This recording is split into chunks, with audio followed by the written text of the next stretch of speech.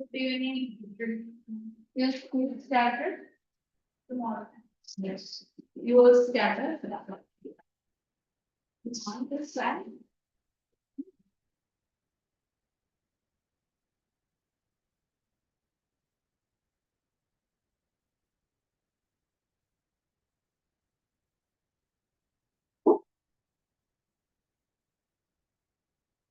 I think for the second lesson we have to learn. Visrud, no? Visrud. Hello, Visrud. Okay. You're mute.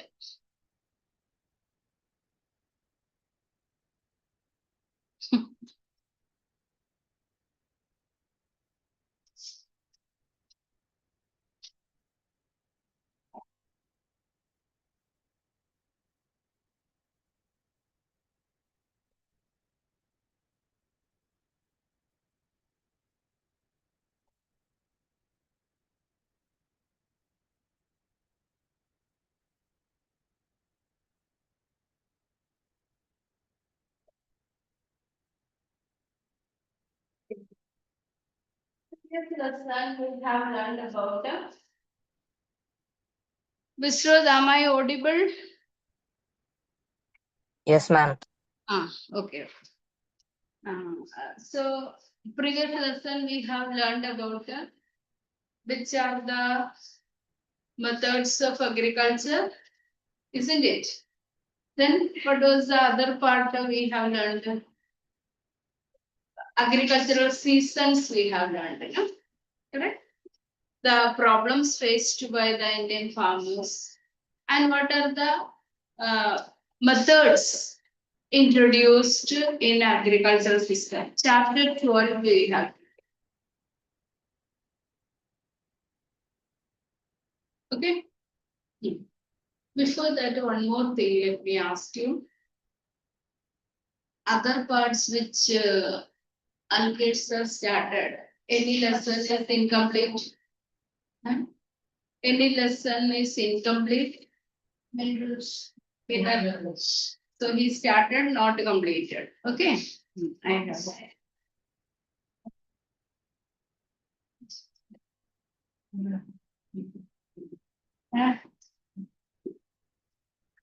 No, we have already started now, so that all the 4 lessons will complete and then come back to that. Okay. Anyhow, immediately no exams are there in your school. No? Exams are there? In July. July. But that also beginning part only, no? That lessons are completed. For you also, same thing, no? So anyhow, when we are getting alternate weeks, that time, that is next week, maybe history, and then afterwards only geography, like that alternate. Okay. Now here we are going to learn about the main food crops. Food crops means the crops cereals. Here food crops include cereals. Have you heard about cereals? So main cereals which are grown in the country as food crops. Many other things are also grown, but here the cereals we are going to learn. So can you tell what are the cereals? Cereals, foods. So first rice, then wheat. Okay, rice, wheat. Then what you have told is millets and pulses. These are the 4 crops we have to study. Okay.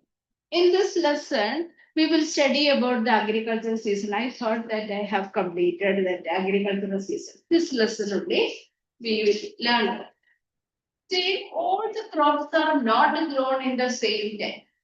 Or as far as South India is concerned, one type of agricultural season is there. And in North India, another type. So for growing crops, it is divided into 3 main seasons. Okay? Which are- The first season is Kharif season.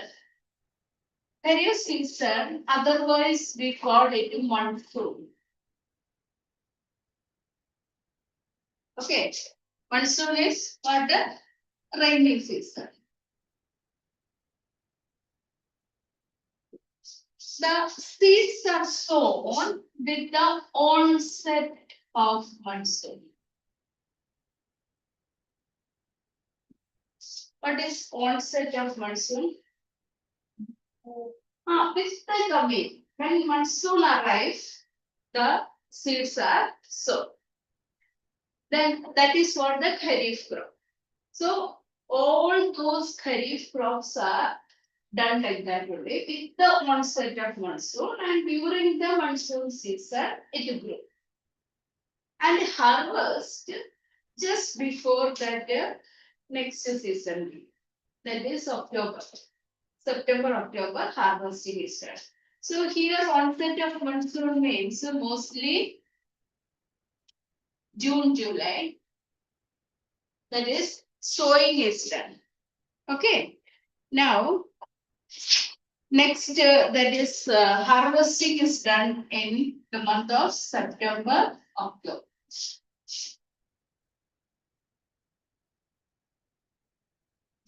You just write down this Kharif crop, so it will be very easy for you to refer. Students, you have brought a book. You have written all the three, no? Fully. Rice and wheat, all those things.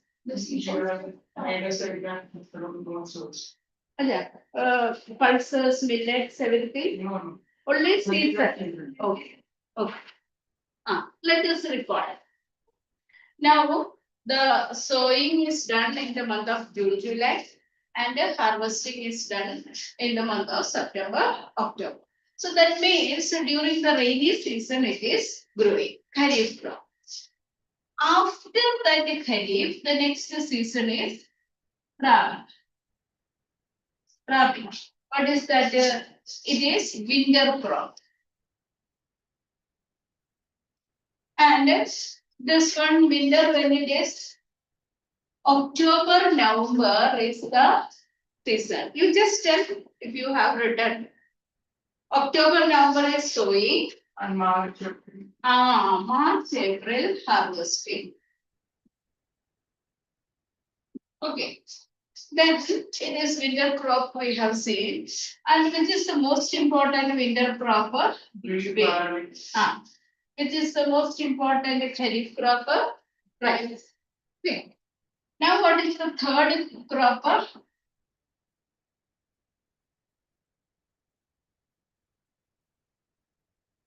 Spending you please get it. The third one. Side cropping season. This one is summer crop. Mostly vegetables and fruits are grown in the summer. So that is what the Zaid. So some books you can find Zaid Kharif, Zaid Rabius.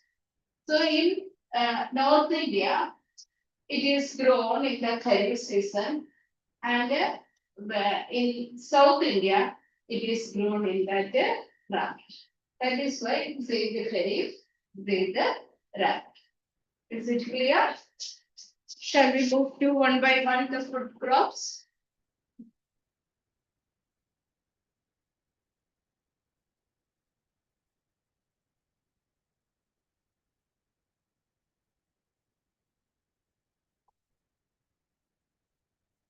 The first major food crop, or it is the staple food crop of India.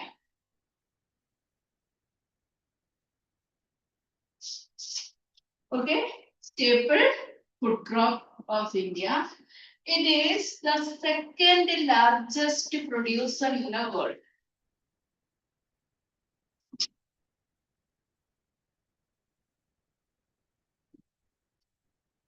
Can you tell which is the largest producer in the world?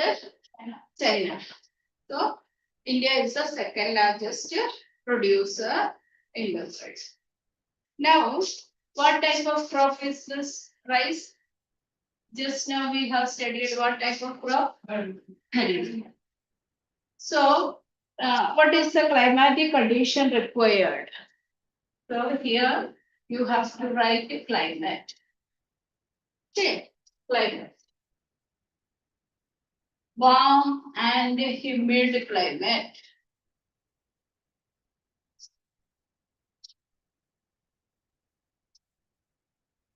Second, in that how much temperature is required? Temperature is 16 to 20 degrees Celsius during the flowering and fruitation.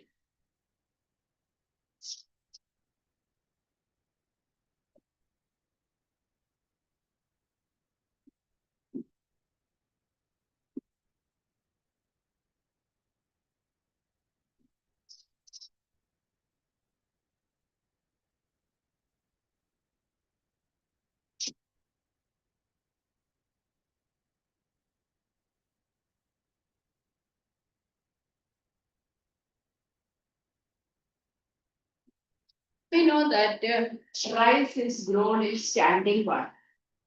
It requires lot of water, so that is why rainfall also it require about 150 to 300 centimeters. Now, what type of soil? Soil, alluvial soil,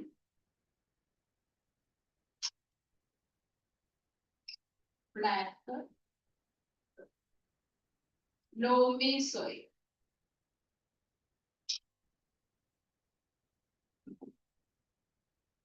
Okay, so these are the favorable soils which require for the growth of rice. Okay, but this clear? So when you are learning each and everything that is alongside you have to learn. I think if you are learning that side by side, exam then it will be a big problem. Okay. Now, Mr.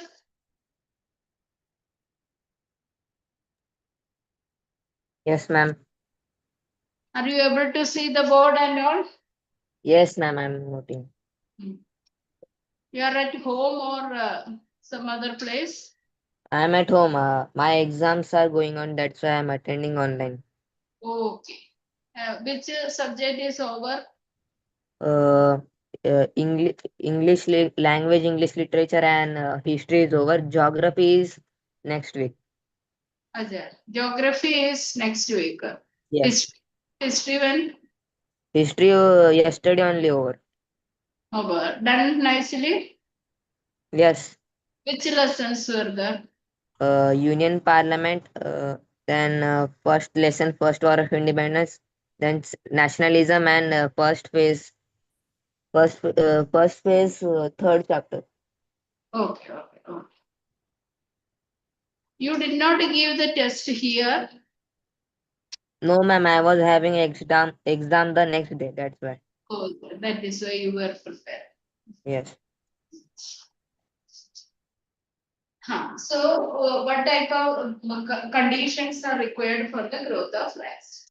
Now we are going to study about methods of cultivation.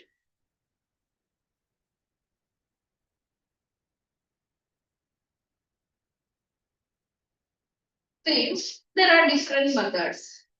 The first method of cultivation is broadcasting,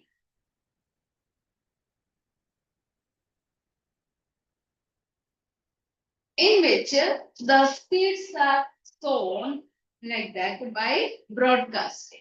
And as you might have seen, people used to keep the grains in their hand and just broadcast it, throw like that in the field. This method is known as broadcasting. So first method, broadcasting.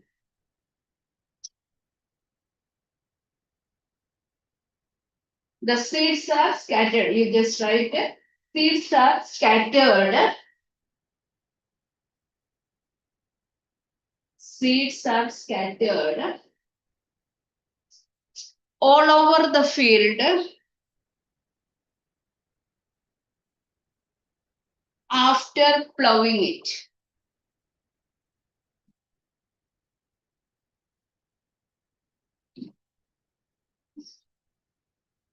It is labor saving method.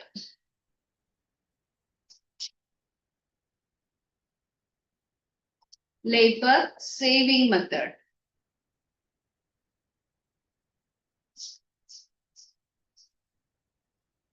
So you just imagine the field is prepared, plow the field and the field is ready. One person has is in his hand, the seeds are there.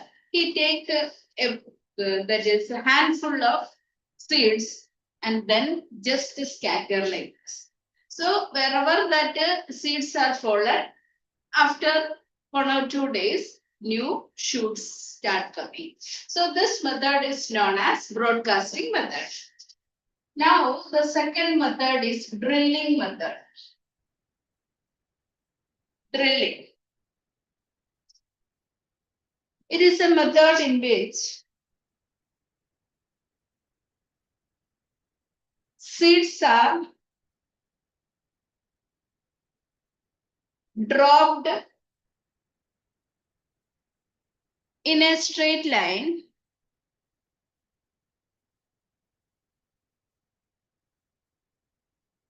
at irregular intervals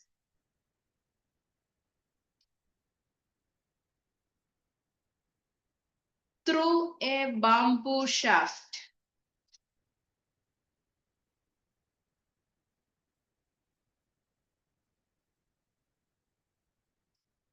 Through a bamboo shaft attached to the plow, which make furrows,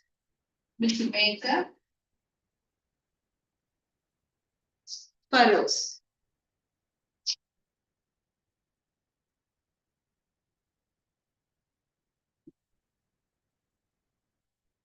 The advantage of this method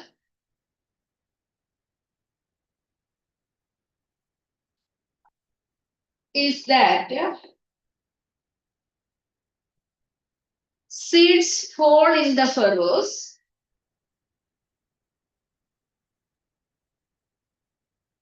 in a systematic way.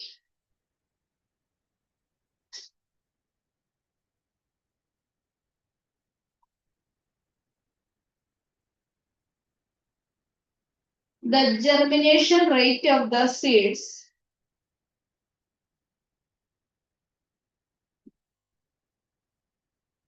is high and wastage is minimal. And high and wastage is minimal.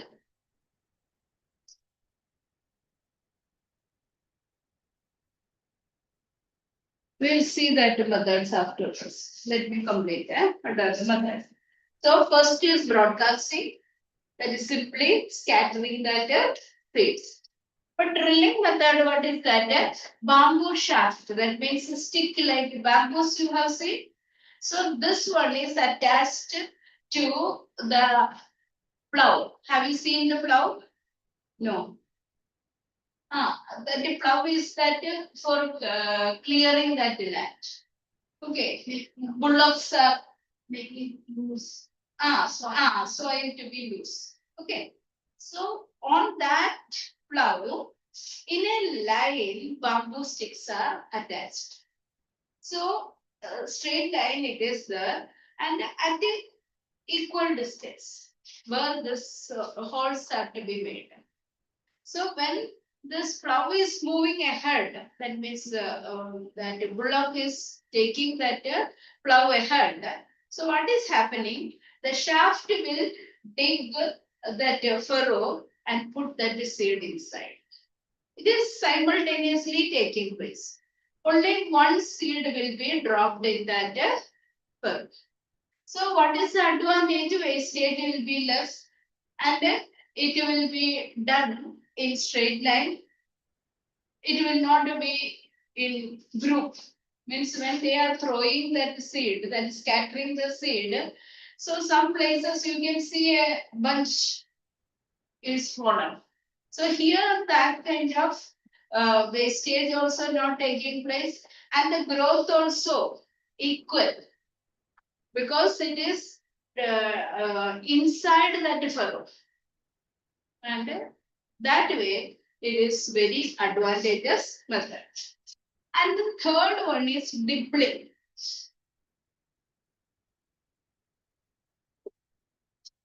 Dippling is also same like this one. You just write it. Dippling is the dropping of seed at irregular intervals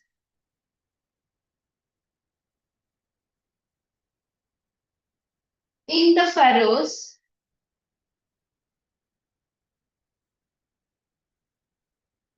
made by the plow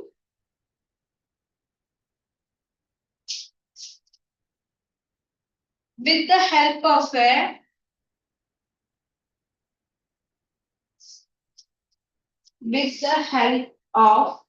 tool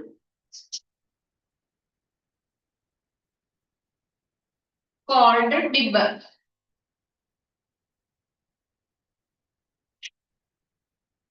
It is similar like a bamboo shaft, but here that device is called a dibber. That is the only difference.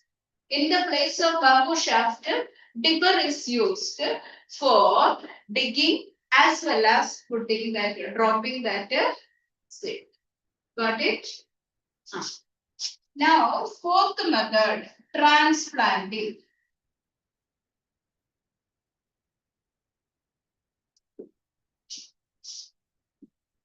It is the method of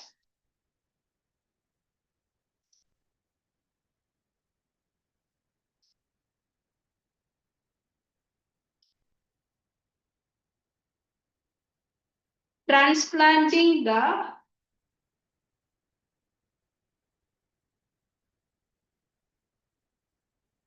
saplings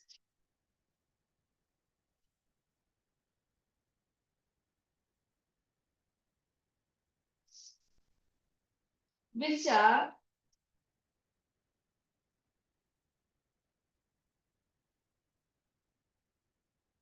grown in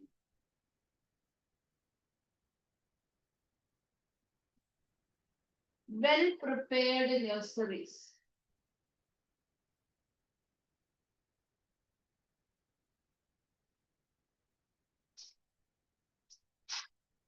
Well prepared nurseries. It is a labor intensive work.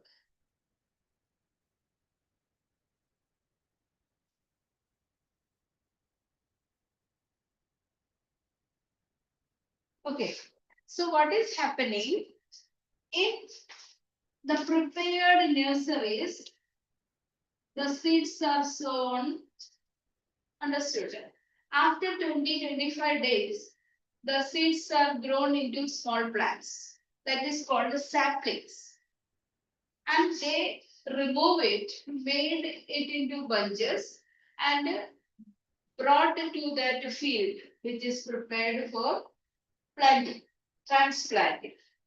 Understood? In the earlier case also, the field is prepared. There only they are either sowing, dibbling, or drilling, whatever is. But in this method, previously prepared nurseries, the seeds are that is sown, and the seeds grow into small saplings. And these saplings are removed from the nurseries and brought to the field and planted, transplanted, transplant from the nurseries. Understood? Understood? So in this case, lot of labor force is required.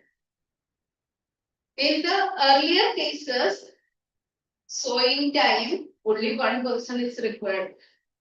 Second, drilling or dibbling also, one person only required to drive that or to make that plow to operate. Understood? But in this transplanting, lot of human folk is required. The skill is required for transplanting. This has to be made in lines at regular intervals where that dibbling or that drilling is done, the same equal distance it has to be planted, and the same day it has to be planted. If they delayed, one day growth will be different. So if it is removed from the nursery and not planted on that day, that would affect. So that is why it requires a lot of labor force. Did you understand? Now, fifth method, Japanese method.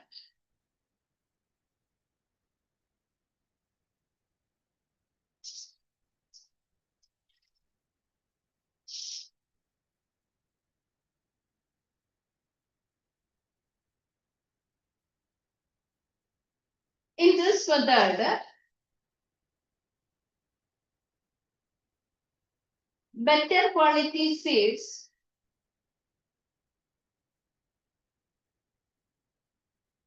of the high yielding varieties,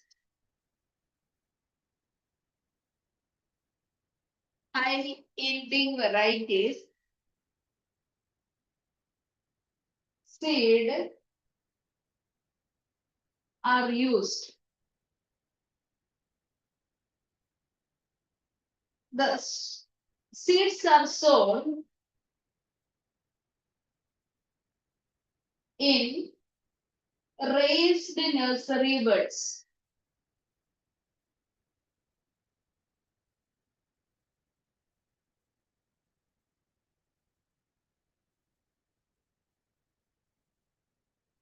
When it is ready,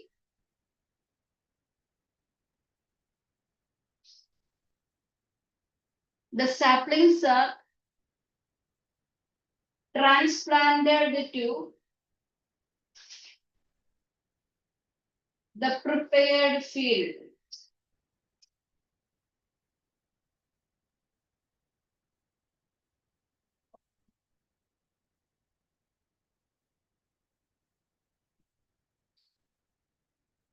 Okay, so what is the difference here? Transplanting method and the Japanese method have slight difference with it. Both are transplanting method. But what is the difference here? High yielding varieties and good quality seeds are grown in raised nurseries. See here, prepared nurseries. But in this tray like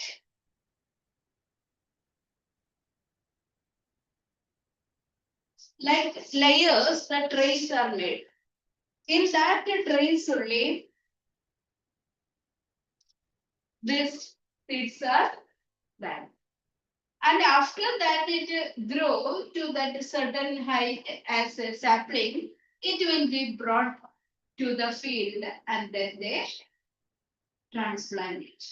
Mostly these works are done by machines.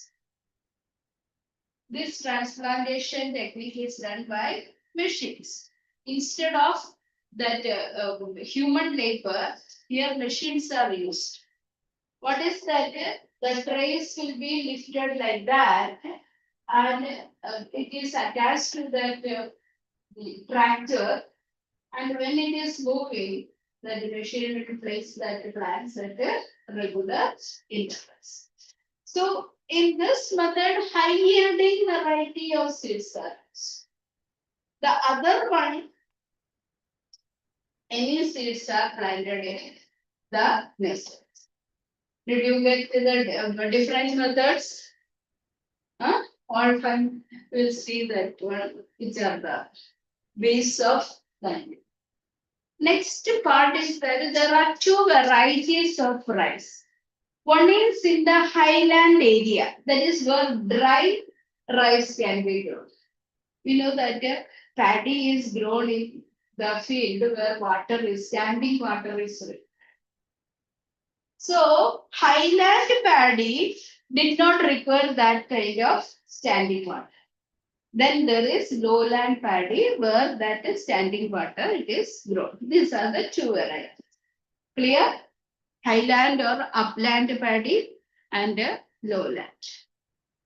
Now, this one, after that, what are the activities?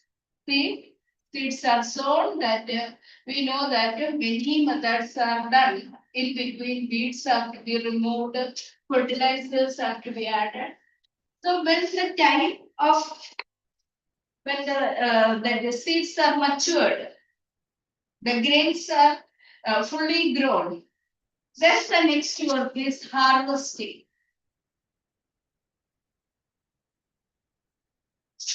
Okay, when the uh, plant is ready to harvest, what they are doing in the olden days or in some places, rural areas, still manual labor is used for cutting it with the help of sickle. Have you seen sickle? Sickle, that is a device which is half bent. Sorry, this much is not there. Okay, this is the sickle is this device. People use this device to cut the plant. Near to the root, they are using to cut it. So what is that? After that, they used to bundle it and keep it. Understood? First is that harvesting process. Manually, they use sickles to cut the plant, bundle it and keep. Modern day, large farms are there where harvesters are used for harvesting. So when that seeds are ready, they used to cut only that grain part they will cut. That is harvester used to cut. So that is what modern day harvest. Earlier and now also in the village areas when the field is small, they use the sickles to cut. After harvesting, next work is called threshing. Threshing is the process of separating the grains from this plant. Understood? Separating the grains. How this separation is done? In some places, that human feet is used to trample it. They hold in some places and they used to trample with their feet. So the grains will hold. Understood? Or some place it is told, it is written in your book, bullock's feet is. I haven't seen the bullock feet is used for traveling. But this one, when threshing machine is used, naturally it will be, the grains will be separate. Got it? Now, after threshing, we are getting the grains with the along with the grains that without the grains, that type of chaff also used to be done. Understood? The chaff without having grains. So in order to separate that, the winnowing process is done. Winnowing is that fanning it. When the wind is allowed to blow, so that the chaff will go and stay in or settle in somewhere, the good grains will be poured down. So that process is known as winnowing. After winnowing, this will go to the mills for separating that outer chaff and the grains. That the paddy have to be, the rice have to be separated. That is what milling. So these are the different methods used So harvesting, it is carried out by hand as well as by machines. Threshing is done by beating the sheaves against the wooden bars. The grains are separated from the stalk. Winnowing is the process of removing the unwanted husk from the grains. The simple method involves pouring the grains from the height on a windy day when the grains fall to the ground and the chaff blown aside. Milling. Milling is done to remove the yellowish husk from the grains. Traditionally, villagers used to hit the grain in a wooden mortar with a heavy pestle. You might have seen, no, in villages, they used to have a rounded this thing with the hole inside. So putting that one and in the hand, a wooden stick like thing is there. They used to what is that? Smash it. So when they are smashing, what is happening? The outer chaff will go and the rice will be separate. This is what in village areas. Okay? But nowadays, the whole rice will be taken to the mills and then they used to separate it and rice is packed in the sacks and sent to the market. Okay. Modern milling is done by machines. West Bengal, Uttar Pradesh, Andhra Pradesh, Punjab, Tamil Nadu, Bihar, Assam, and Odisha are the major producers. So you want to see this method before learning that wheat? Only rice part we will see, and who will do? You? And you. You do.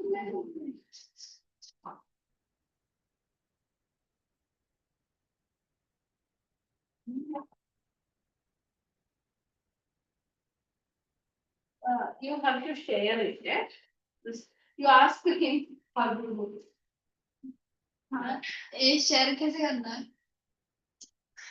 उधर देख नीचे share का option आ रहा होगा।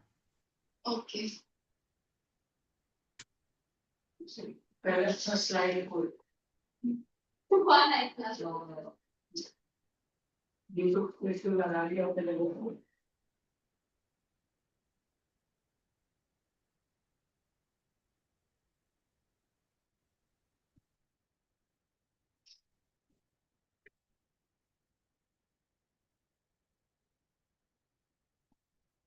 not this one YouTube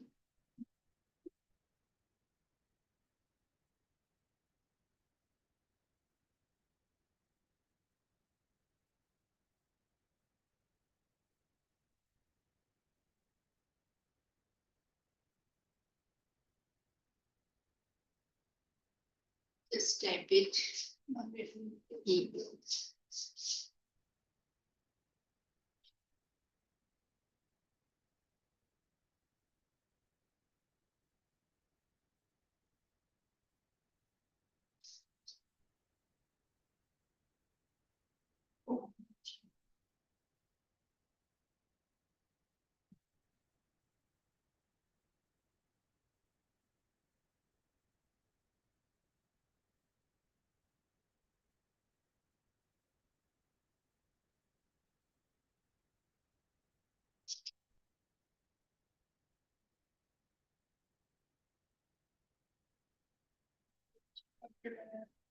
this one and the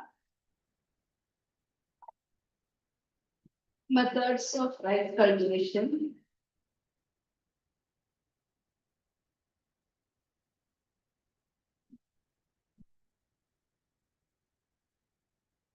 Rice cultivation or rice farming.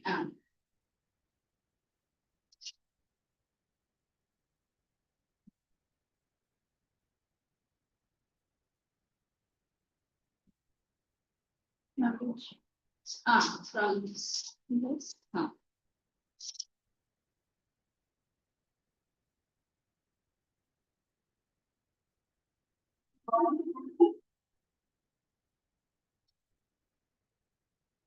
क्या है Yeah.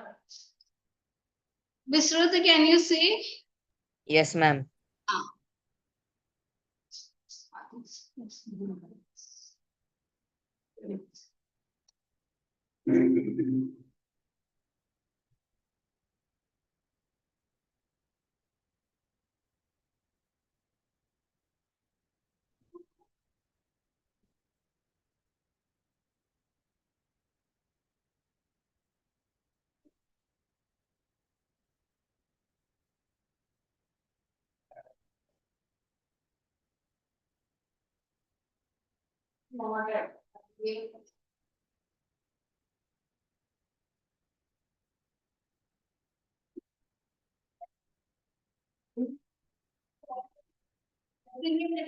That point is like that. Yeah. Sophisticated, no?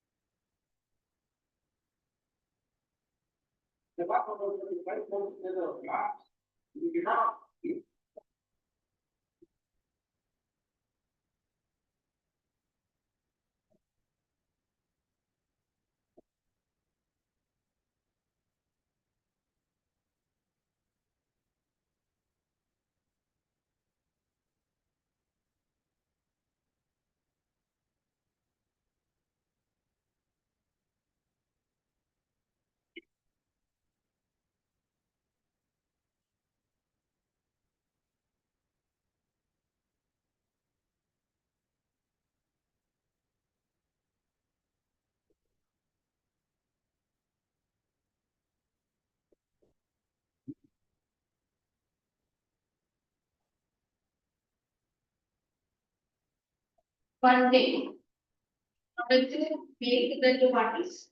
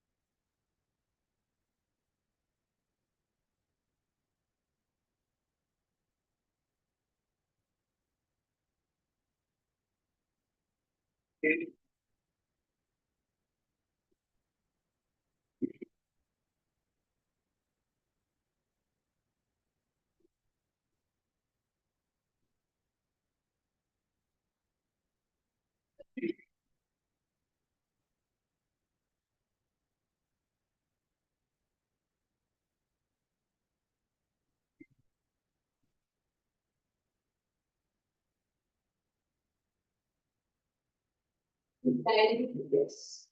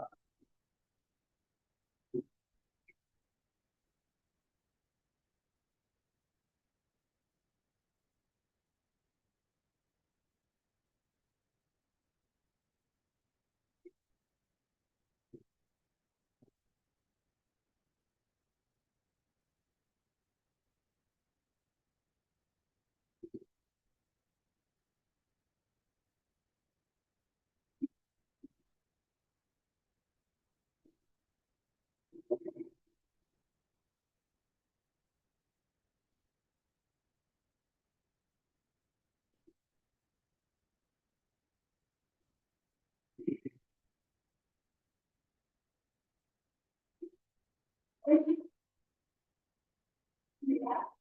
This one is used as a thatch house is the huts and all. So for that also it can be used. Yeah. Otherwise it is used for uh, feeding the cat. Yes. Over.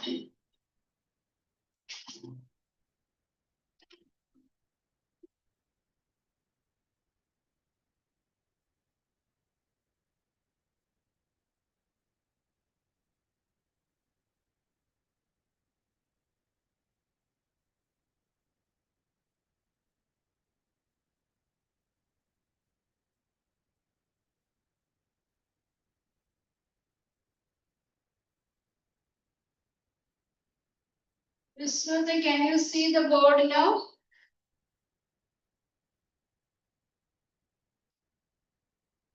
No, ma'am. What is not at all visible? No, ma'am. That what do we say? That camera is not on. This that webcam is visible.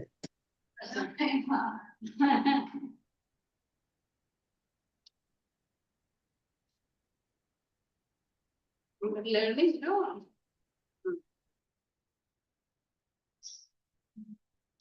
क्या कहता है?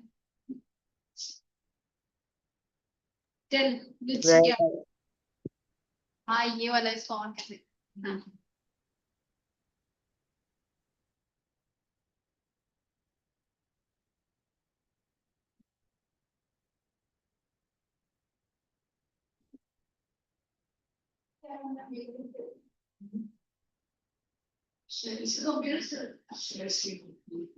अबे share screen से ये वाला camera होगा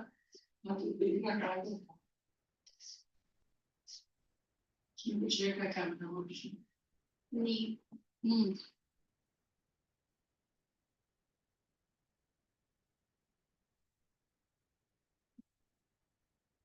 no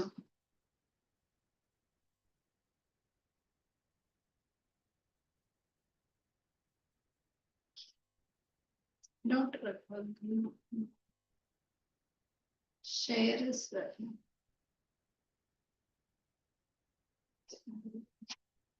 the share options then camera is done optimum no share option की इथं चेक कर. हाँ अरे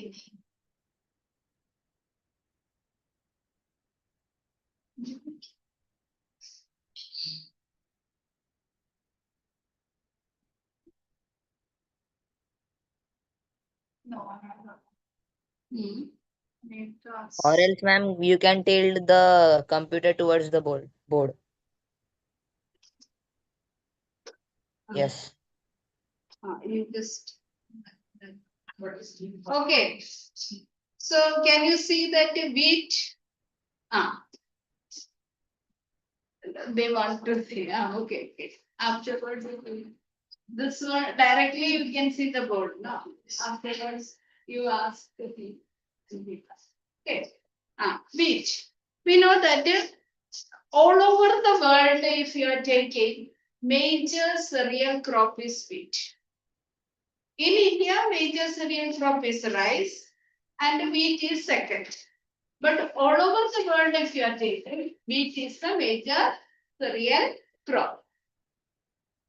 Again, if you take that wheat production, India accounts for about 12% of the total wheat production and ranks second after China. So, we know that major cereal in the world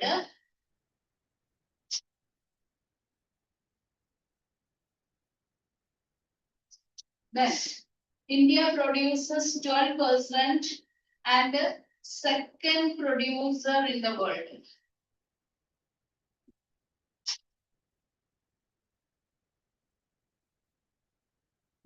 Okay. So first major producer is China and India is the second major producer. Now, what are the climatic conditions required for its growth? Already we studied that this is what type of crop? Wheat is what type of crop? Rabi. Rabi crop as well as winter crop. It is not growing in that water. So what type of climatic condition? Cool, moist climate. Hot and humid for rice. Here, cool and moist climate. Okay. Then it also requires that is no water, so dry and warm. That is growing season. It requires dry and warm. Understood? Cool and moist during that sowing and then growing time, fruitation period. Then afterwards, dry and warm climate. Now, what is the temperature requirement? Temperature 10 degrees Celsius to 15 degrees Celsius. This is during the growth time. When it is ripening, the temperature is 20 degree to 25 degree Celsius. So growing time 10 to 15 degree, that is called cool and moist climate. When it is ripening, it requires dry and warm climate. So 20 to 25 degree Celsius. Got it? Now, Rainfall. It did not require much rainfall. So what is the rainfall requirement? 50 centimeters to 100 centimeter. But the annual rainfall throughout the year, if you are taking on an average of 80 centimeters. Did you get the meaning? So 50 to 100 and 80 centimeters is the annual rainfall. Okay. Now, soil. We know that mostly wheat is grown in North India. So what type of soil is the alluvial soil and loamy soil? Even the dry soil also, that is sandy soil also can be. That Rajasthan, what type of soil is that? That is also good for the growth of wheat. Okay. Did you get it? Alluvial, loamy, even some areas that black soil also it is growing. But mainly black soil is found in South India. So wheat is not grown in South India. So in the western part, that is Gujarat and parts of Madhya Pradesh, parts of Maharashtra, this black soil is there. So that region, it is grown. Okay. Now, what are the methods of cultivation? Methods of cultivation. The first method of cultivation, when it is sowing, see, it is sowing in the month of October, November. So, mostly broadcasting method. What is the method? Broadcasting method.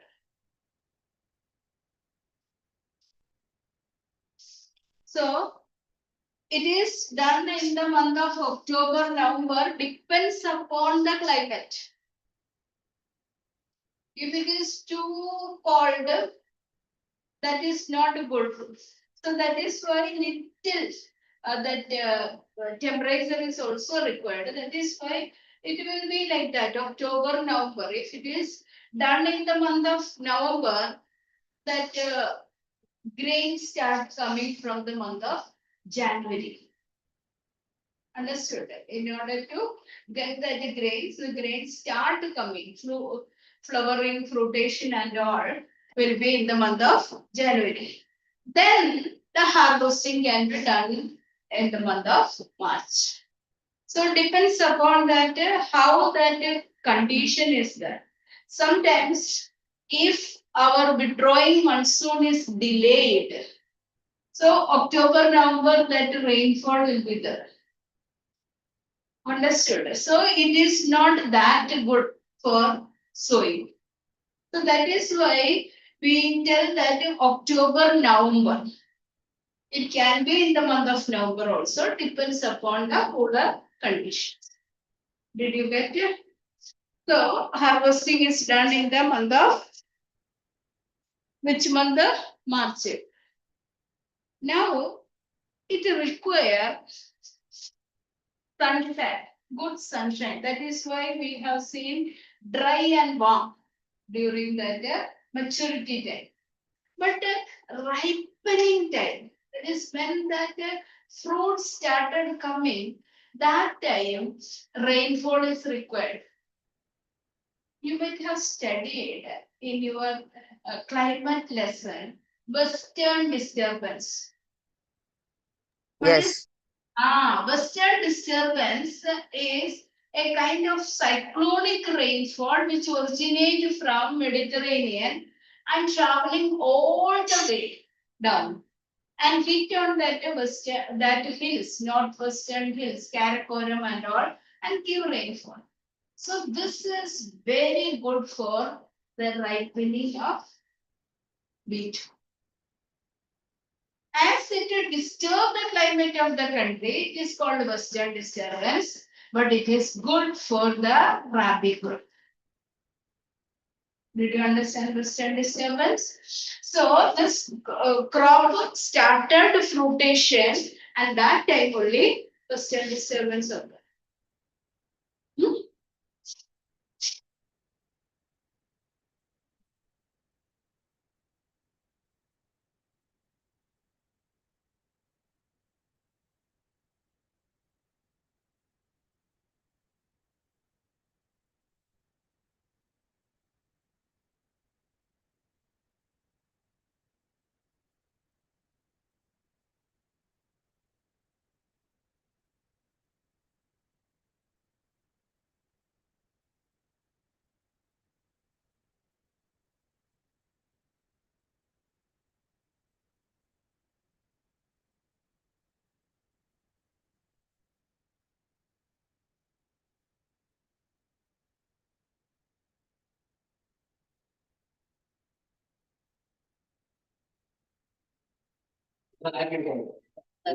Marks जास्त आहे म्हणून नाही आला तू.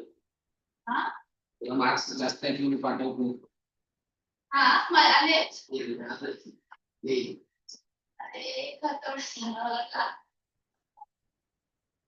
ते जे ते आता याला पण दिले होते ना त्यांचे फक्त आधार कार्ड. बाकी तो डिसेंबर नाही आला. तुम्ही सगळ्यांनी दिलं होतं ना 2 पेपर ते नाही आले. ते इकडं पण 5-6 लोकांनी दिले ना ते आले.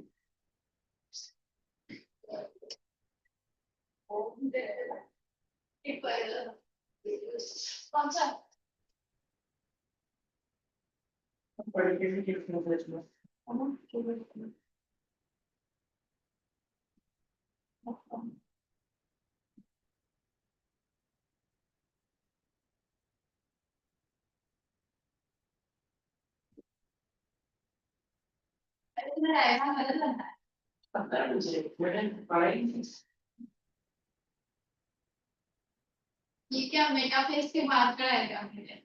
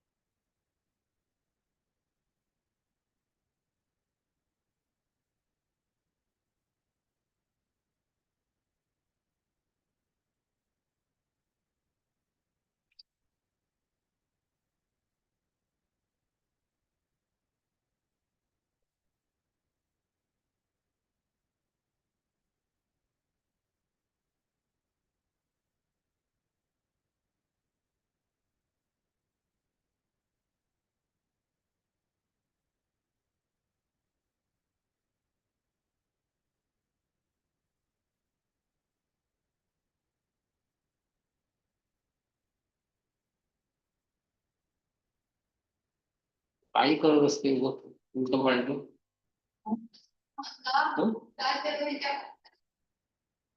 मी नाही रे मॅडमचा म्हणतो.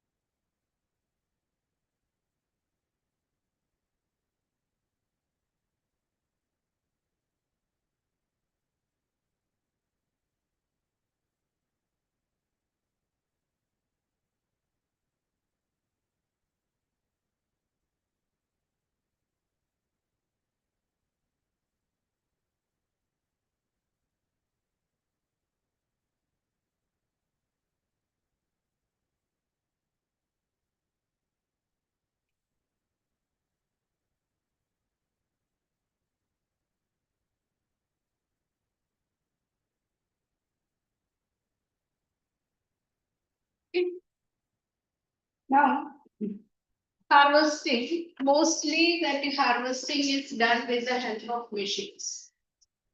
After harvesting, this are trampled. But if the machines are doing that work of harvesting, they are only separating it. There is no such process of winnowing, threshing, and also that harvester itself have this facility. They used to separate the grains and all, and afterwards directly it is packed and market. Okay, so for that milling is not done. We know that people used to buy that wheat and then they wash it, dry, and then only giving to make this one flour. So that is why that milling process is not there in wheat. Got it? Which are the major areas that wheat is grown? Uttar Pradesh. Tell them. Maharashtra less okay. That is northern states only they are having more wheat producing areas. Punjab, Haryana, Western Uttar Pradesh. Okay. Even at the northeastern states only West Bengal, Bihar and all also have that wheat. See, got it? Wheat is clear. Now let's see millets. Have you heard about the millets? Millets are otherwise known as coarse grains. Understood? What is it known as? In your this one, it is not there. You can just add this word. Millets are known as coarse grain.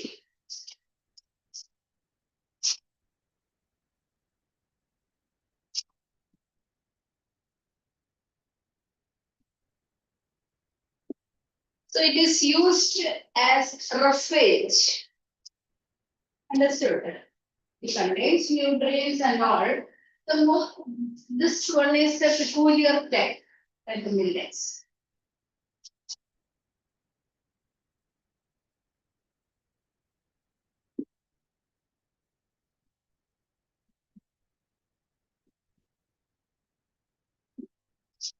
Jowar, bajra, and ragi are the major millets.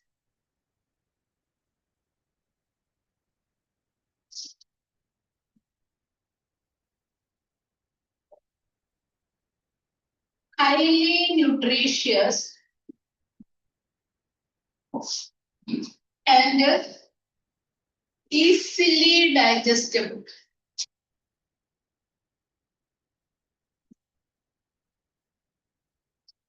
Say, for example, most of the people when they are going to the doctor with some kind of health issues, they will advise the people to take ragi. So it is easily digestible. At the same time, high nutrition is there. Iron content is there. Calcium is there. So for it is a supplementary food. We can keep aside rice and wheat and have this. Understood? So you are from Maharashtra. So बकरी बनाते हैं ना किस चीज से बनाते हैं जौगे का हाँ so this one is highly nutritious health conscious people depend on and at the same time it is considered as the poor man's food poor man those people who cannot afford buying rice and wheat this is the staple food of poor. So that is why many areas we can see that it is the supplementary food of the poor people. Nowadays, rich people also take this one, ragi and all, because it is the healthy food. It gives iron and other kind magnesium, calcium, all this nowadays people are deficient of. So naturally, people can get it and easily digest it. That is why this food are very important. Millets are highly nutritious and easily digestible food. They are rich in the source of iron, calcium, zinc, magnesium. India is the largest producer of millets like bajra. These are crops of short duration from 3 to 4 months. So it can be grown as intercrop. That is in between that season. They did not require so much best land for its cultivation. In the drier part also it can be grown. So that is why millets are very important in the agricultural purpose. Okay. Jowar. Jowar is a kharif crop as well as rabi crop. What is the peculiarity? What is it mean? Kharif as well as rabi crop. See, in North India, kharif season it is grown. In South India, rabi season it is grown. Understood? Because kharif main crop in South India is rice. Main rabi crop in North India is wheat. So they are not affected by cultivating this millets. That is why when in North India Kharif season is there, these crops are. Did you understand? And in South India, when Rabi season is there, these crops are grown. What are the climatic conditions required?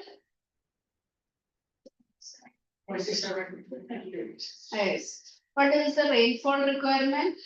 Less than 100 centimeter means 50 to 100 we get. So I told you, no drier parts it can be grown. What type of soil? You just underline this part which I am not writing and you are not writing. You just underline and.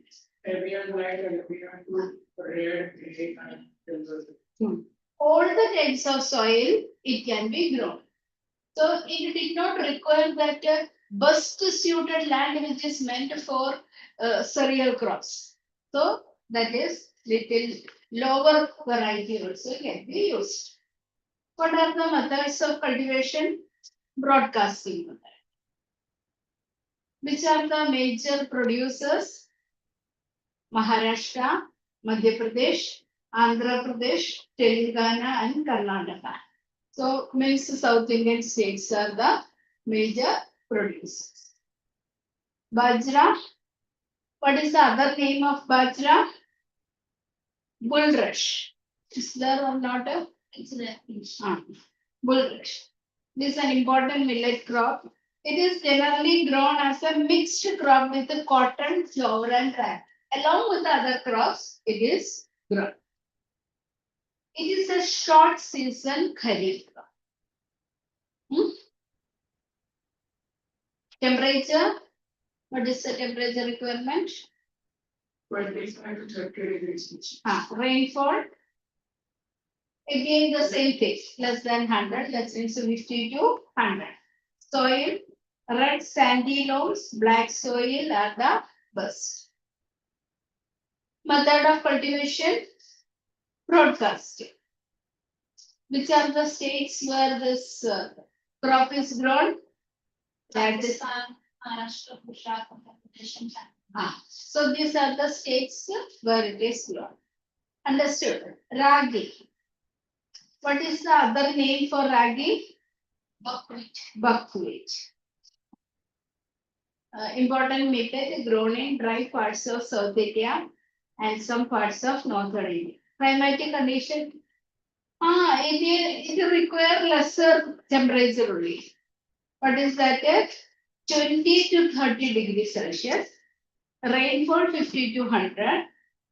Then soil requirements red, black and sandy loams. Again the sowing is broadcasting. And which are the states? Karnataka, Uttarakhand, Maharashtra, and Andhra. Okay.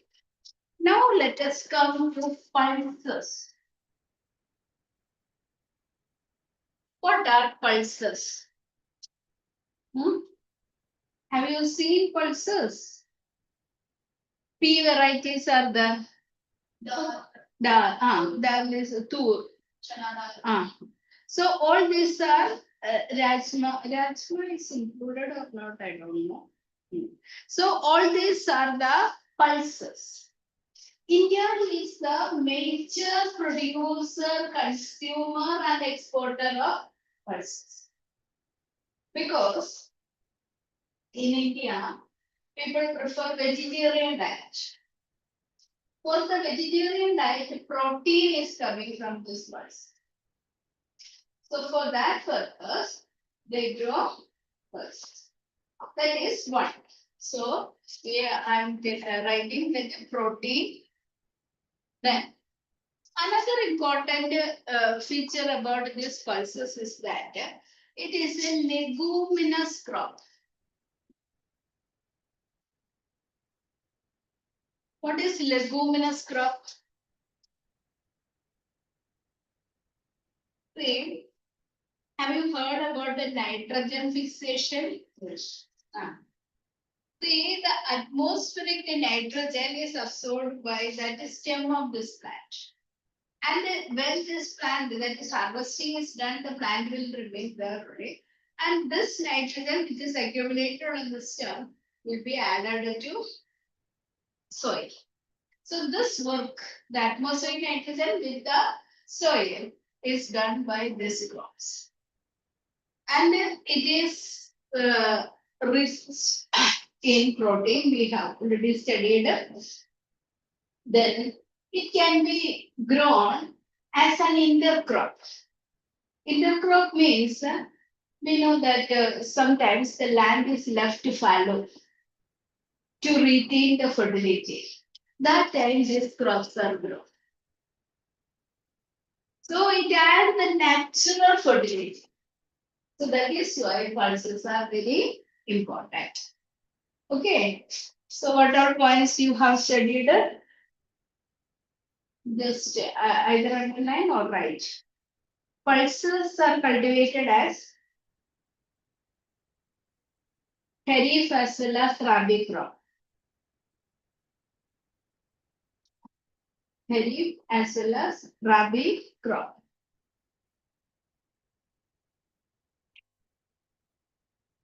They are very important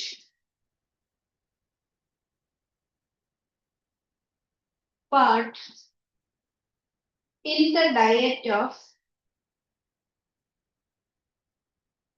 the vegetarian population of India.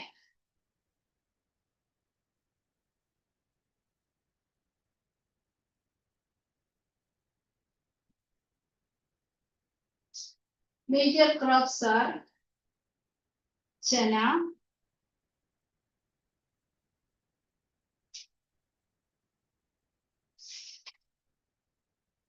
tur, masoor, urad, moong, and peas.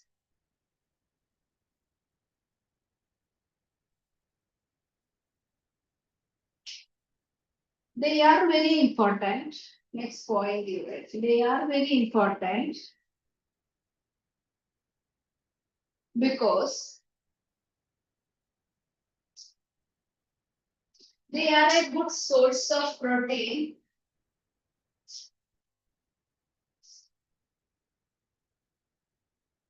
for the vegetarians.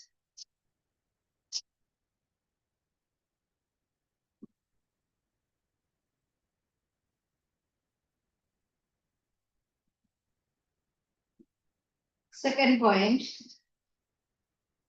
they help in restoring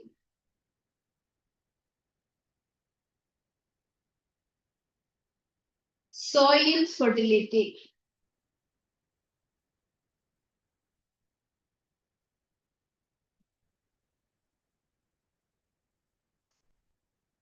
Next one, they are leguminous crops.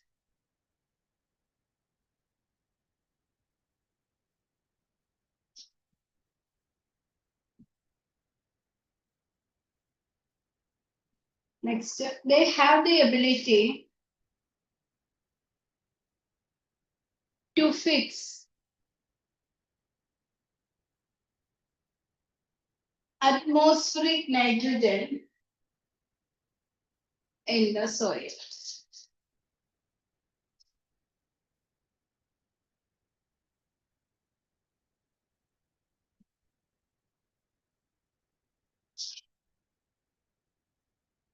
Okay, you understood what are the importance?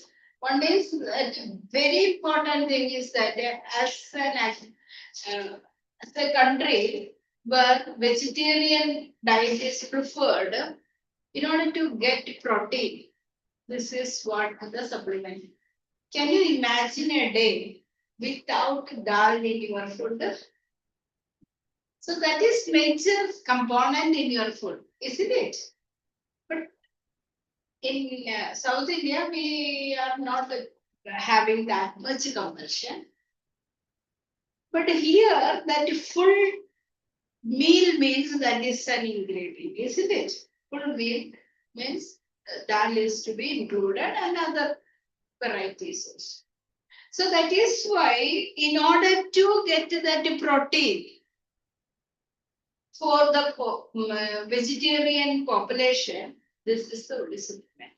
You know that in European countries, they take non-vegetarian diet which contain protein. There are some people who are taking fish. Are you vegetarian or non-vegetarian? Both. So in that case, what is that you are getting? Those who are consuming fish means you are getting. So those people who are getting protein by consuming this food, if it is not there also will do. But those vegetarian population, it is very essential to get that protein through this diet. Next is that we know that these plants are grown in between. That is when the soil loses its fertility. Sometimes people keep the land fallow, uncultivated to retain. Some areas, this type of leguminous crops are cultivated to retain the natural fertility. Next important point is nitrogen fixation. The atmospheric nitrogen is absorbed and it is passing to the soil and soil get the nitrogen. So this is acting as a medium to observe that atmospheric nitrogen. Is this point clear? Understood? So cereal crops like rice and wheat we have studied. Then we have studied about millets. Which are the major millets? Which are the major millets? Tell me. Jowar, bajra, ragi. Jowar, bajra and ragi. Some places you can even see maize is also included as. Okay. Maize you are knowing? What is maize otherwise called as? Corn. Okay, that is also included in this category. And next one we have studied about pulses. Any doubt is there? If no doubt is there, we will move to the next lesson. Is it okay? Or you want to see some video? 5 minutes. Yes. Take.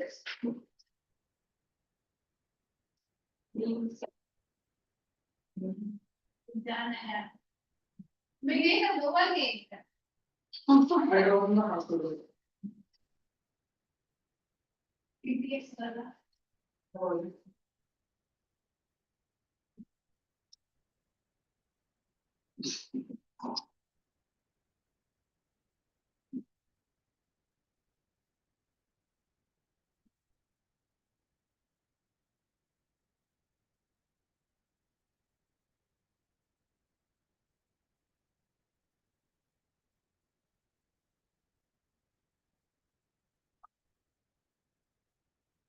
Or we want the millets or pulses. First millets you take short one.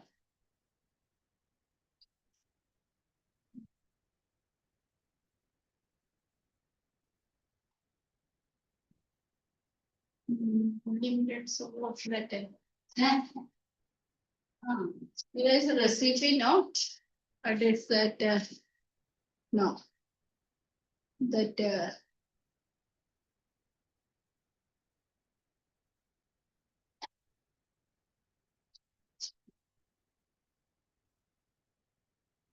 importance of millets, you can give.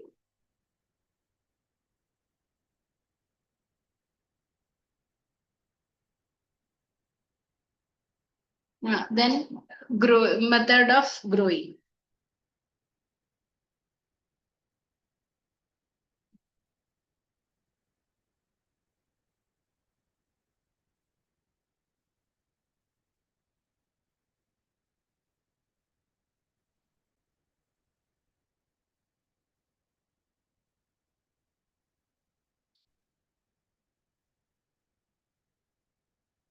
Is it?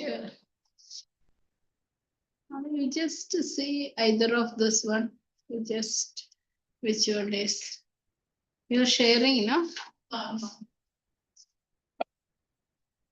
ये चीज़ ये इतना तो वो एक ही ये अच्छा okay.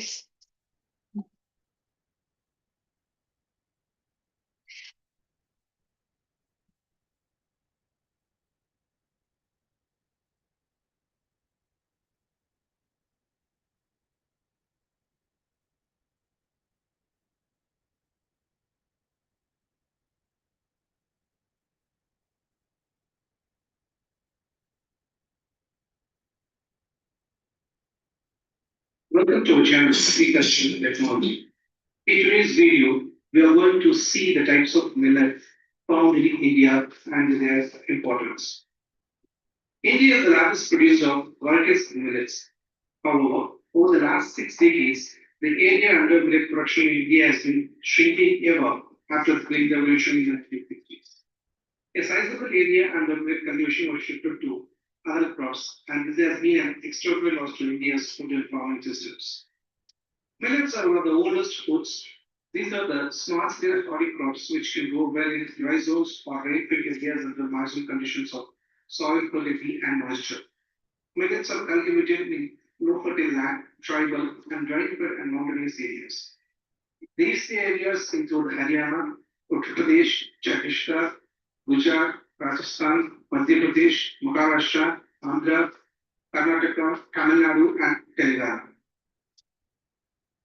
Now, let's see the types of millets and their nutritional value. Barley millet is a high source of iron and fiber. It is known as Kudiraivari in Tamil, Urdu in Kannada, Urdu in Telugu, Kavadapallu in Malayalam, and Sanva in Hindi.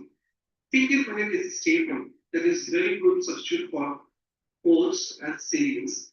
It is known as Ragi in Kannada, Ragulu in Telugu, Kerala in Tamil, Puvaraku in Malayalam, and Munduva in Hindi. Foxtail millet is rich in minerals and vitamins. It is known as Tirai in Tamil, Hira in Telugu, Tira in Malayalam, Navani in Kannada, and Kandi in Hindi. Little millet is also loaded with iron and fiber. The regional names are Chava in Malayalam, Sen in Kannada, Sama in Tamil, Sama in Telugu, and Kuki in Hindi. Proso millet is known as Bari in Hindi, Panivaraku in Tamil and Malayalam. In Kannada, it is called Varagu and Varigulu in Telugu. Pear millet is a high source of proteins. It is known as Vajra in Hindi, Sajji in Kannada, Sajalu in Telugu, Kambu in Tamil, and Kambam in Malayalam. Now let's see the importance of millets. Most of the millets are non-acid forming, non-glutinous, highly nutritious, and easily digestible foods. Due to the low glycemic index, being gluten-free, it helps in the slower release of glucose over a long period of time, thus reducing the risk of diabetes mellitus. Individuals suffering from celiac disease can easily incorporate various millets in their diets. Millets are rich source of minerals like calcium, iron, zinc, phosphorus, magnesium, and potassium. It also contains appreciable amounts of dietary fiber and vitamins such as folic acid, vitamin B6, beta carotene, and niacin. Although millets are rich in phytochemicals like tannins, phytosterols, polyphenols, and antioxidants, they do contain some anti-nutrition factors which can be reduced by certain processing treatments. Millets have a wide capacity for adaptation because they can grow from coastal regions of Andhra Pradesh to moderately high altitudes of northeastern states and hilly regions of Uttarakhand. Millets can withstand variations in moisture, temperature, and the type of soil ranging from heavy to sandy in fertile lands. Since you find this information useful, thanks for watching. Please like and subscribe to the channel for more interesting videos. Okay.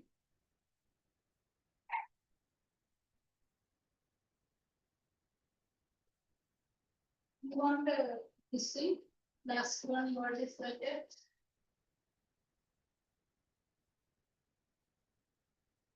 Pulses.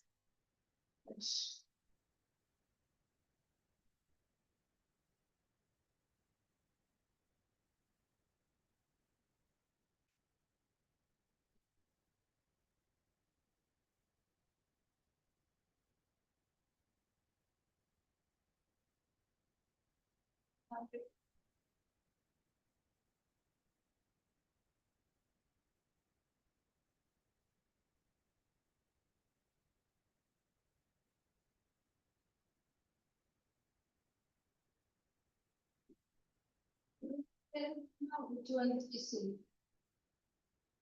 Post. Now? When nitrogen side experience as well.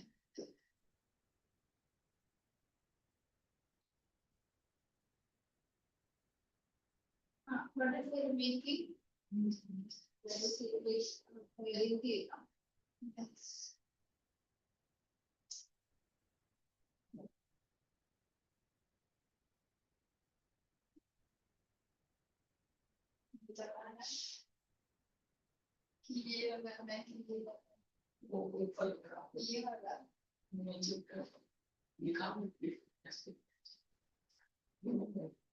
No, that was not. You are done.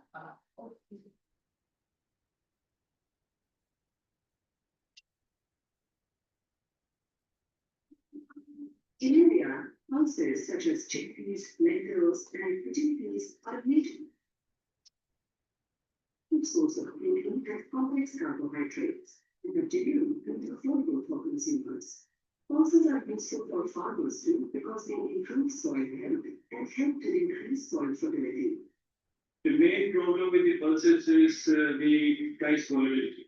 When there is enough production, the prices are crashing down.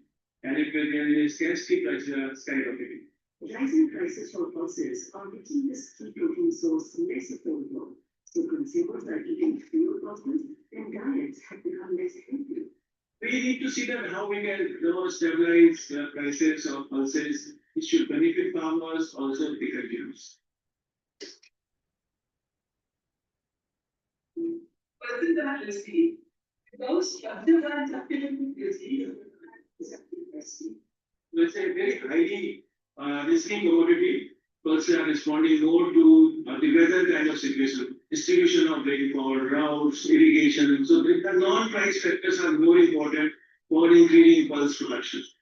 Government was preparing for procurement, but it appears that in many of the markets, government has not made enough arrangements for procuring pulses, so the prices crash down.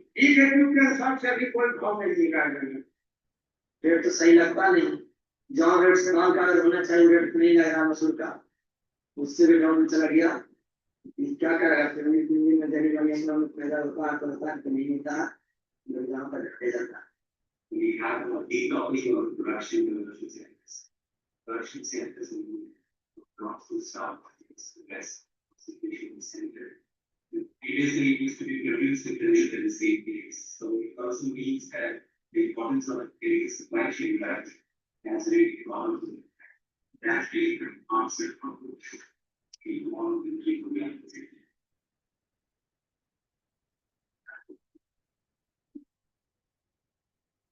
This year, the government has launched 150 seed hubs. So they will produce seeds of improved varieties.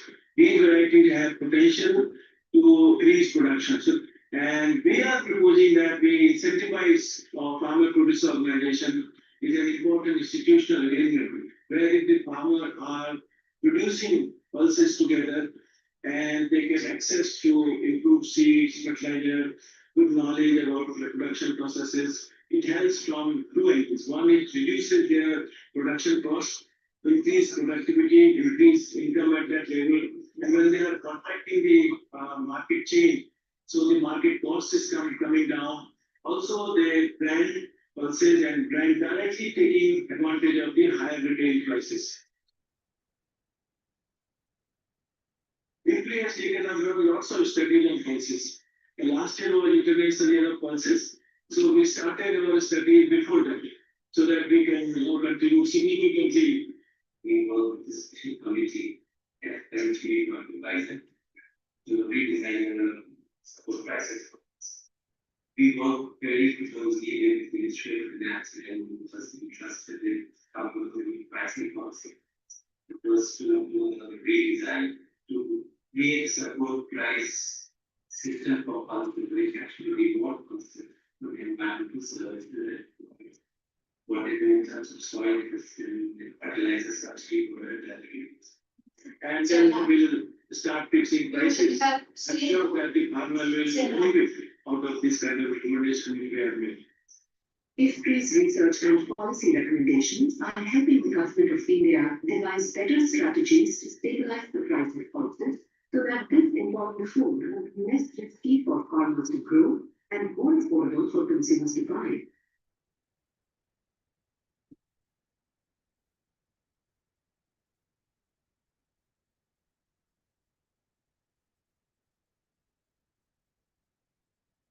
If you are running a business where you are the one who's managing operations, sales, marketing, financials, Actually, the importance of this word community.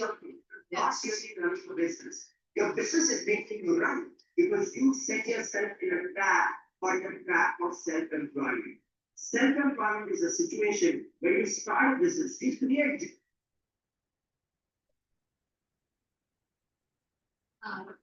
So, let's see, pulses. Pulses. Same thing, then leave it. I think you understood, no? See some homework I have to give from this lesson. Yes.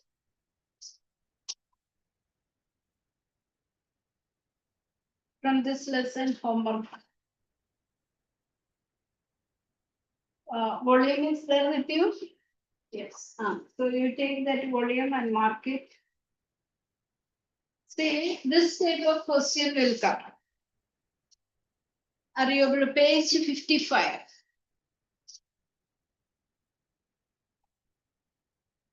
The picture is given and you have to identify the crop. Understood? And then climatic condition required. What type of crop is that? So you mark it, that is a homework for you. Then next one, third question, differentiate between Rabi, Kharif and Zaid crops. Give an example of it. Then, why is wheat growing? Fifth question, important in Punjab. Give two reasons. The growing of pulses is important in India. The geographic condition, that is already we have done. Millets and pulses are called dry crops. D. Pulses are important rotation crop in India. Why?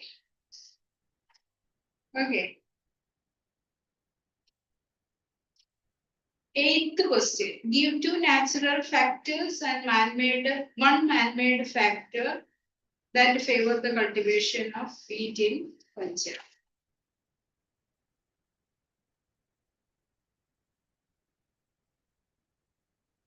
14th question. What improved methods of cultivation can raise rice production in India? Then 17. The distinguish between transplantation method and Japanese method of rice farming. Got it? This much homework you have to. You have to write this one. Good. Next day I'll check. Okay. Have you heard of Vishnu? Now we will move to agriculture third lesson, cash crops.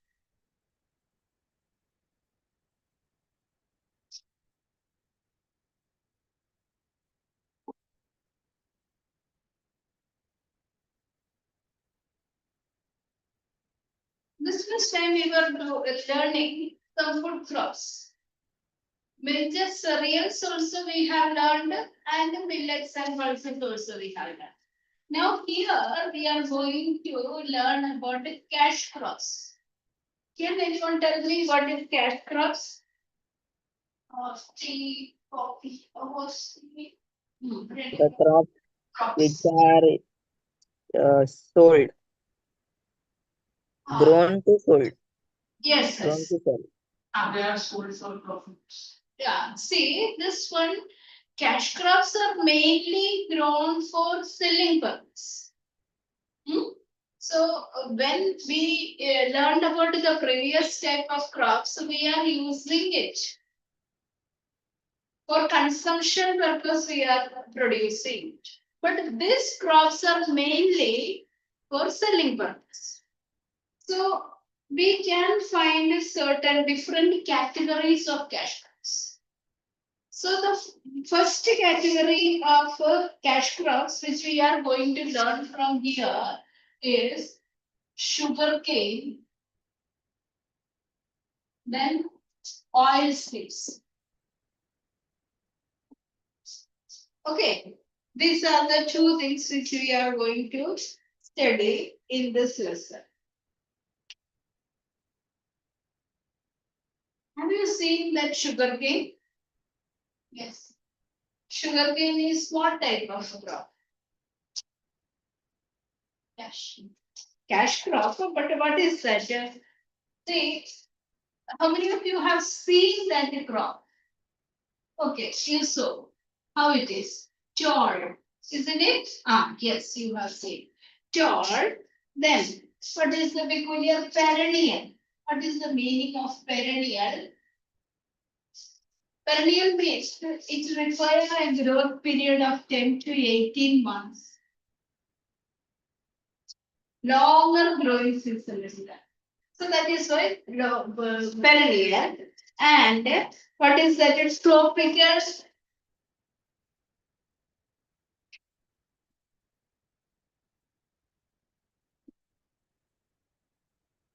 Subtropical grass like.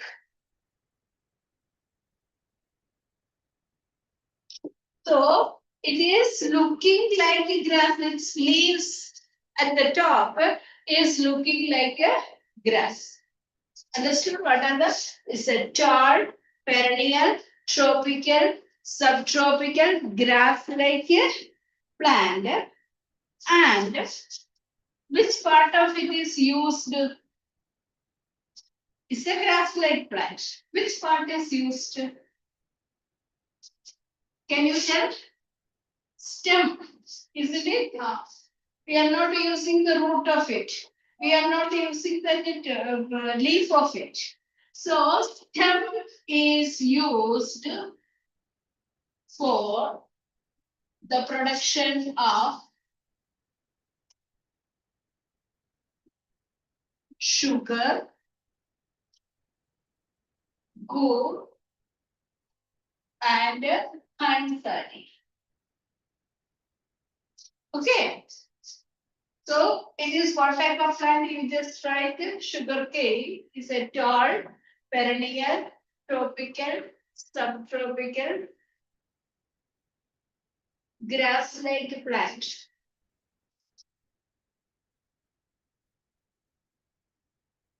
Very tasty. Very tasty, na? But your teeth also will be strong enough. Strong enough.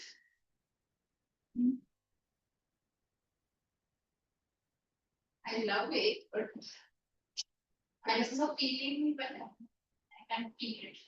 Easily. No, that also biting and this. I can never feel it.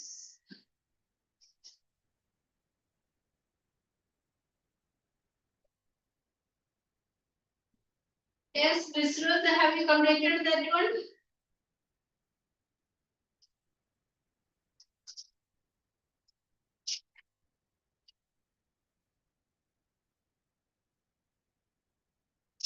Have you seen this book? January. January. Answer it. That is also a wildlife substance. That one is sugar plus and sugar less. And healthy. That is one khadi sekar. Okay. These are the products. These are the direct products which we get from sugar cane. Now, what are the climatic conditions required for its growth? What type of climate it is growing?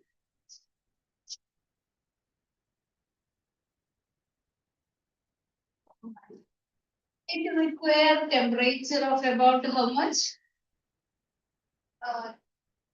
20 degrees Celsius to 26 degrees Celsius. 26 degrees Celsius during the growing season. Now, second, when it is grown,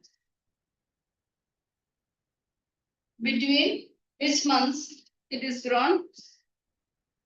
January and April.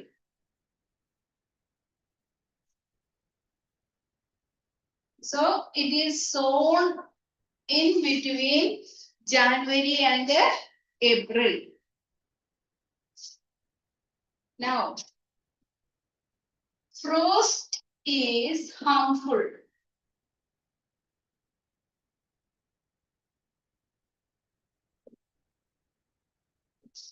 Do you know what is frost? No. Have you ever opened that freezer?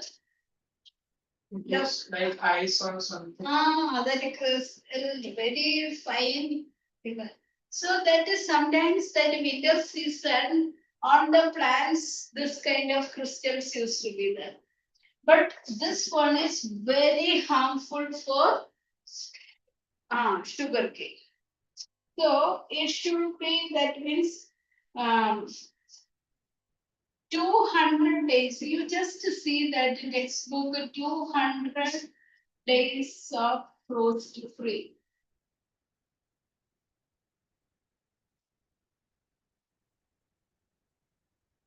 Is it there in the textbook? 200 frost free days are required. Climate, sugar cane climate.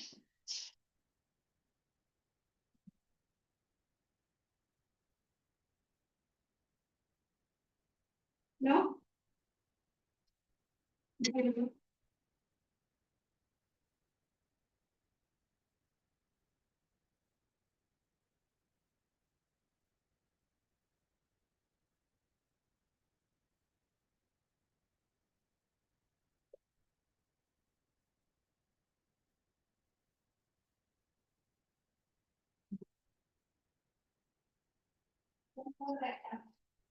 Okay. Okay. Let us see.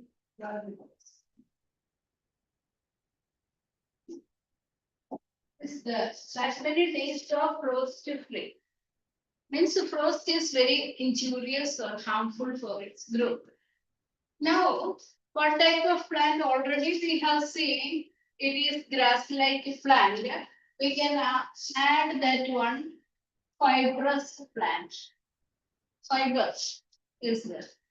So that is what is the peculiarity of sugarcane. Now, temperature we have seen how 20 to 26 degrees Celsius.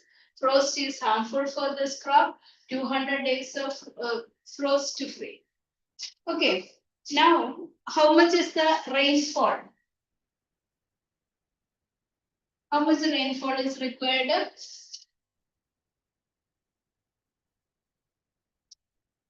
100 to 150 centimeters of rainfall, and throughout the year means its growth period it require that one evenly distributed this way. So if it is not there, you can imagine that water which is there, the sucrose which is forming in that stem part will reduce. It will dry up. So it require water. Or some places irrigation is required. It has a growth period of how many months? I have written 10 to 18 months growth period.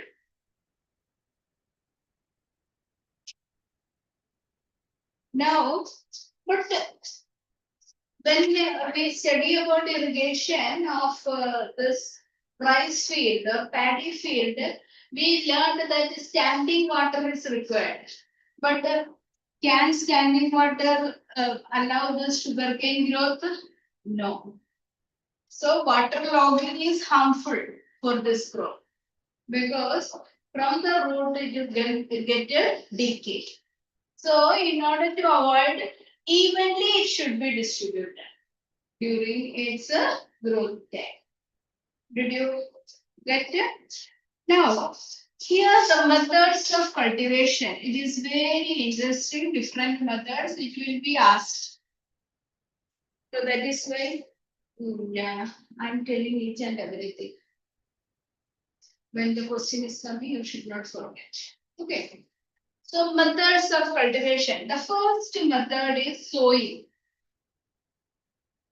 Sowing method means the seeds of sugarcane is sown in the prepared field. That is one method. After that maturity, after the flowering, that is the time it is harvested and the seeds are collected and kept properly and it will be sown. That is first method.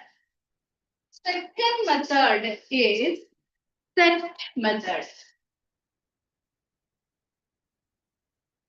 What is this set method?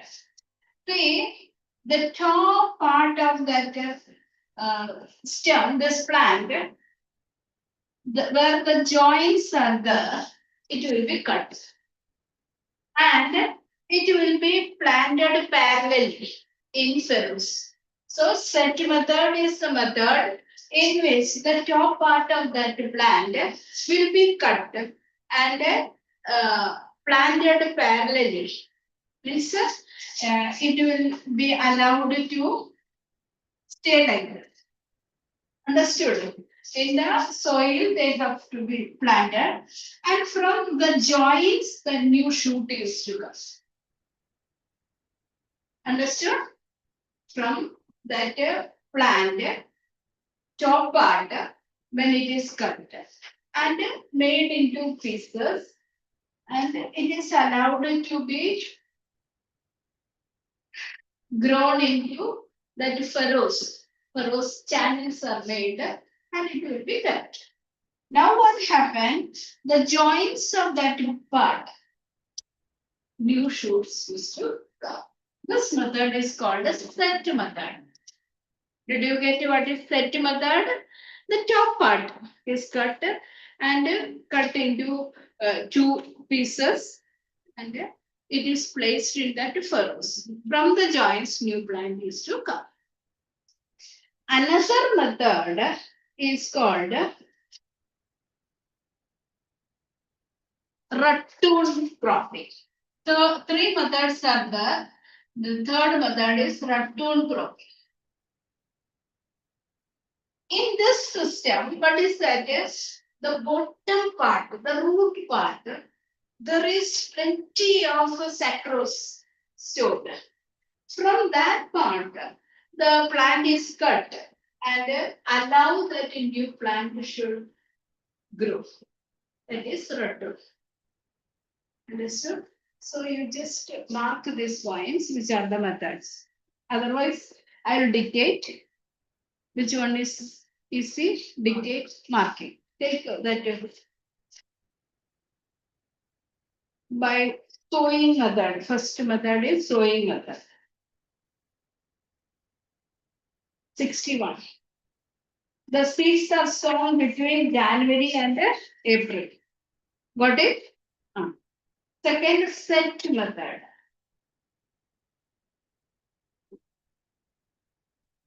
It consists of cutting of 2 or 3 joints taken from the top of the healthy cane, planted in horizontal, equidistant furrows, and piled with the fertilized soil. Within 2 weeks, the buds on the nodes swell and burst, and young stalks emerge from the soil. I have told you, from that joins new plants. The leaves appear soon after, followed by the appearance of nodes and indents. Ratoon. It is the process by which the cane is cut close to the ground where the sugar content is concentrated. After the crop has been cut, the stem begins to grow again and produces a second crop called a ratoon. Got it? So, which are the 3 methods? One is sowing, in which seeds are sown. Second is set method, in which the top of that plant, that healthy plant is being cut and placed horizontally in the furrows and covered with the soil. After few days, new shoots start coming from the joints. That is set method. Third is ratoon method, in which the bottom part, the lowest part of this plant, where the sucrose content is high, that plant, that part is cut and allowed to grow fresh cane from that root part. That is called a ratoon cropping. Got it? So sometimes objective type question should remember. Got it? I think I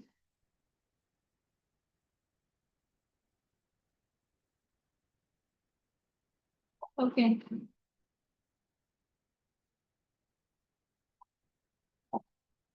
Today's class over.